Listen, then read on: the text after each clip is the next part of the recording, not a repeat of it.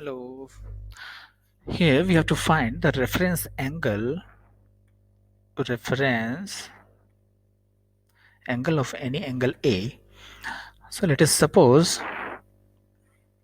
we will be doing this by taking the angle A in different quadrants, that is in first quadrant, then second quadrant, then in third quadrant, then in fourth quadrant.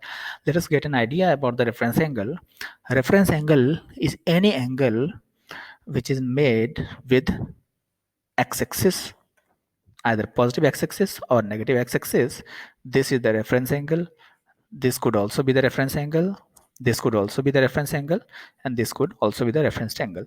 And one more thing, that theta r reference angle cannot be negative. So theta r is always positive or greater than or equal to 0. We should say